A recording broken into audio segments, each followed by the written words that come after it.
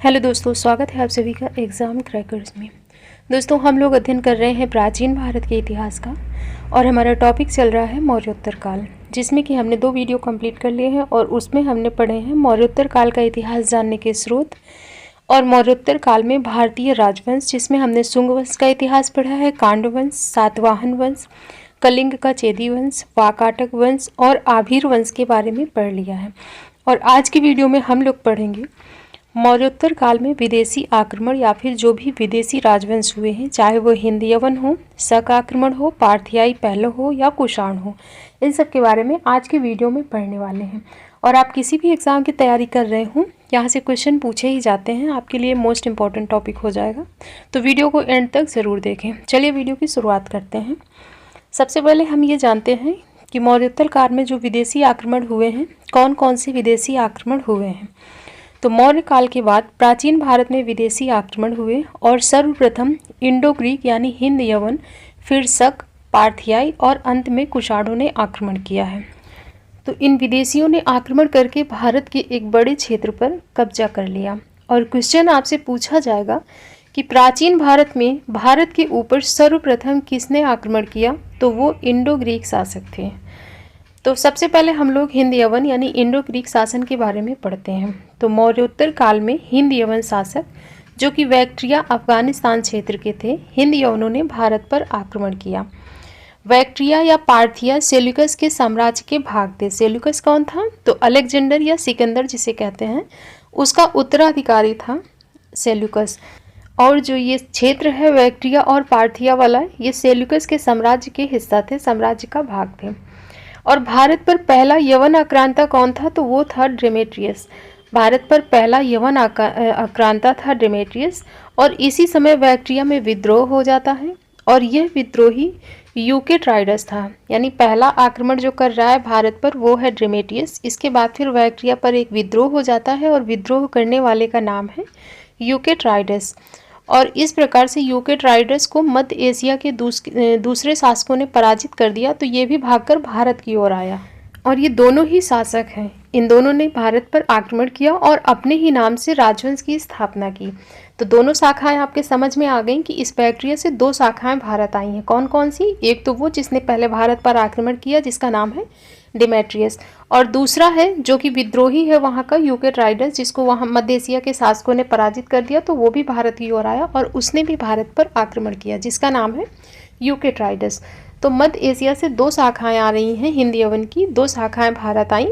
एक है डेमेट्रियस वंश और दूसरा है यूकेट्राइडस वंश। और इन दोनों ने अपने ही नाम से वंश की स्थापना की। तो डेमेट्रियस वंश और यूकेट्राइडस वंश, 2 वंश की स्थापना हो रही है।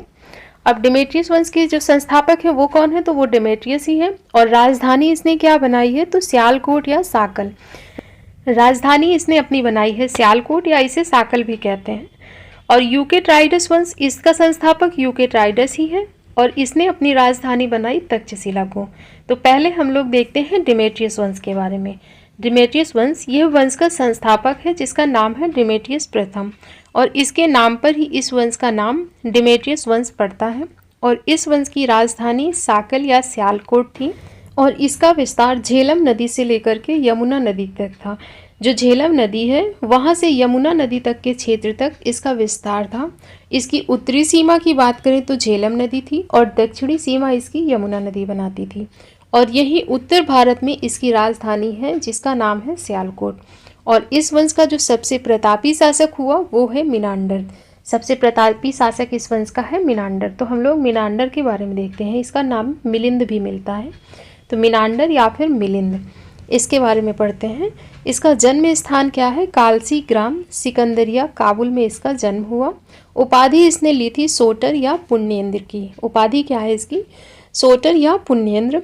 बौद्ध साहित्य में इसका नाम मिलिंद मिलता है। वैसे नाम है इसका मिनांडर, लेकिन बौद्ध साहित्य में इसका नाम मिलिंद मिलता है। और इसका एक अभिलेख है जिसका नाम है रेह अभिलेख, जो कि उत्तर प्रदेश के फतेहपुर जिले से प्राप्त हुआ है। तो पूछा जाए आपसे कि रेह अभिलेख किसका है, तो ये मिनांडर का है। रेह अभिलेख मिनांडर का है, जो कि उत्तर प्रदेश के फतेहपुर जिले से प्राप्त हुआ है। और मिनांडर को बौद्ध शिक्षा नागसेन ने दी थी। नागसेन ने, मिनांडर ने किससे ली थी बौद्ध धर्म की शिक्षा? तो याद रखें, मिनांडर ने बौद्ध धर्म की शिक्षा नागसेन से ली थी। और बौद्ध ग्रंथ मिलिंद पन्हों में नागसेन और मिनांडर के बीच वाद संवाद का उल्लेख मिलता है। जो बौद्ध ग्रंथ है मिलिंद पन्हों, क्वेश्चन पूछा जाता है इसमें क्या है, तो नागसेन और मिनांडर के बीच वाद संवाद का उल्लेख मिलता है। इसी का ग्रंथ है मिलिंद पन्हों और इसमें राजा मिनांडर और नागसेन के बीच जो भी वाद विवाद हुआ उसका वर्णन इसी में मिलता है। और मिनांडर हीनयान धर्म का अनुयायी था, यानी बौद्ध धर्म में भी किस शाखा का अनुयायी था, तो ये हीनयान धर्म शाखा का अनुयायी था मिनांडर। और एक पुस्तक है पेरिप्लस ऑफ द एरेबियन सी, इसमें उल्लेख मिलता है कि मिनांडर के सिक्के भड़ौज तक खूब चलते थे। ये भड़ौज को ही भृगुकच्छ भी कहते हैं, इसका उल्लेख कहीं कहीं भृगुकच्छ मिलता है या फिर पुराना जो नाम है इसका भृगुकच्छ है। तो भड़ौज तक इसके सिक्के चलते थे जो कि गुजरात में है। और मिनांडर की पत्नी का क्या नाम था, तो मिनांडर की पत्नी का नाम एक्थक्लिया था और साकल शिक्षा और व्यापार का केंद्र भी था। साकल जो था ना, इसकी राजधानी साकल या सियालकोट, ये शिक्षा और व्यापार का केंद्र भी थी। अब दूसरा राजवंश है इंडो ग्रीक शासकों का दूसरा राजवंश यूकेट्राइडस वंश। अभी हमने बात की ना कि दो शाखाएं आती हैं हिंद यवन शासकों की, एक है डेमेट्रियस वंश और दूसरा है यूकेट्राइडस वंश। तो डेमेट्रियस वंश में आपको इतना ही पढ़ना है, एग्जाम के पॉइंट ऑफ व्यू से पढ़ना है, तो डेमेट्रियस वंश से आप लोग इतनी चीज़ें याद रखें। इसके बाद यूकेट्राइडस वंश है जो दूसरी शाखा थी, इसने डेमेट्रियस को पराजित करके स्वयं को बैक्ट्रिया का शासक घोषित किया और इसने राजधानी बनाई अपनी तक्षशिला। और सबसे शक्तिशाली शासक इस वंश का हुआ है एंटियालकिड्स। एंटियालकिड्स ने शुंग वंश के शासक भागभद्र के दरबार में हेलियोडोरस नामक राजदूत भेजा था।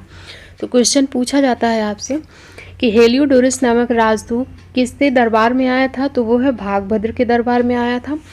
या फिर किसने भेजा था, तो एंटियालकिड्स ने भेजा था।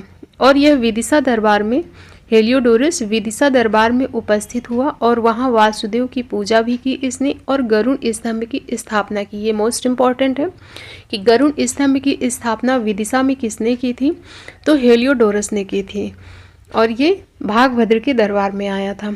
और इस वंश का अंतिम शासक था हर्मियस। तो आपको यूकेट्राइडस वंश से इतनी चीज़ें याद रखनी है कि इस वंश का संस्थापक खुद यूकेट्राइडस था। राजधानी इसने अपनी तक्षशिला बनाई थी। क्वेश्चन आपसे राजधानी से, संस्थापक से, या फिर ये जो मैंने बताया अभी कि हेलियोडोरस राजदूत किसके दरबार में उपस्थित हुआ था, भागभद्र के, और इसने वासुदेव की पूजा की और गरुड़ स्तंभ की स्थापना की थी विदिशा दरबार में, ये पूछा जाएगा। और अंतिम शासक कौन था, तो हर्मियस था। इतनी ही चीज़ें आपको याद रखनी है। इसके बाद फिर हम लोग देखते हैं भारतवर्ष पर यूनानियों का क्या क्या प्रभाव पड़ा। इन्होंने जब आक्रमण किया तो भारत पर क्या क्या प्रभाव पड़ा है, तो इसमें सबसे पहले हम लोग देखते हैं कि मुद्रा के क्षेत्र में क्या प्रभाव पड़ता है। तो मुद्रा की ढलाई और सिक्का बनाने की कला यवनों से ही भारतीयों ने सीखी है। ठप्पा विधि का प्रचलन भारत में इन्होंने किया था। तो हम लोग जो मुद्रा को ढालते हैं ना, सिक्का का रूप प्रदान करते हैं, वो इन्होंने ही हमें सिखाया था। ठप्पा विधि का प्रचलन भारत में इन्होंने ही किया था।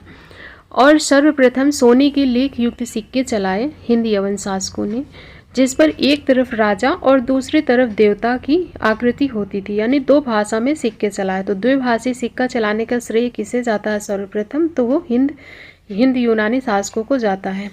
इसके बाद कला क्षेत्र में देखते हैं तो हिंद यूनानियों के संपर्क के कारण भारत में कला की नवीन अर्थात होलेनिस्टिक कला का जन्म हुआ।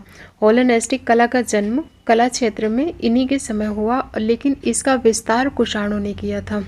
जन्म तो इनके समय होता है हिंद यूनानियों के समय पर, लेकिन इस कला का जो विस्तार है वो कुषाण वंश ने किया। और कनिष्क के समय में इसे गांधार कला के रूप में जाना गया। गांधार शैली या गांधार कला के रूप में इसे कनिष्क के समय में जाना जाएगा। ये हो गया कला क्षेत्र में जो भी प्रभाव पड़ा। अब हम लोग देखते हैं धर्म दर्शन में क्या प्रभाव पड़ता है। तो यूनान की पुनर्जन्म के सिद्धांत का प्रतिपादन सर्वप्रथम पाइथागोरस ने किया और पाइथागोरस ने यह सिद्धांत भारतीयों से सीखा। यानी कि जो जीव का पुनर्जन्म होता है ना, जीव का पुनर्जन्म भी होता है, इसका प्रतिपादन पाइथागोरस ने किया और ये बहुत बड़े गणितज्ञ भी थे और यह सिद्धांत इन्होंने भारतीयों से सीखा। और उल्लेख मिलता है कि हेलियोडोरस नामक राजदूत यवन शासक ने भारतीय धर्म को अपनाया था। यह भी उल्लेख मिलता है कि जो यवन शासक थे हेलियोडोरस और राजा मिनांडर, इन्होंने भारतीय धर्मों को अपनाया था। और कौन सा धर्म अपनाया था? तो हेलियोडोरस ने भागवत धर्म अपनाया था और इसने गरुड़ स्तंभ की स्थापना भी की थी विदिशा में। और मिनांडर ने बौद्ध धर्म को अपनाया था। इसकी जो रुचि थी वो बौद्ध धर्म में थी। इसके बाद हम लोग देखते हैं ज्योतिष और विज्ञान के क्षेत्र में क्या प्रभाव पड़ा। तो ज्योतिष के क्षेत्र में यूनानियों से भारतीयों ने सीखा। इनकी देन सप्ताह के 7 दिन में विभाजन और विभिन्न ग्रहों के नाम इन्हीं की देन है। तो नक्षत्र को देखकर जो भविष्य बताने की कला है ना, भारतीयों ने यूनानियों से सीखी है। जो नक्षत्र देखकर भारतीय भविष्य बता देते हैं, ये कला हमने यूनानियों से सीखी है।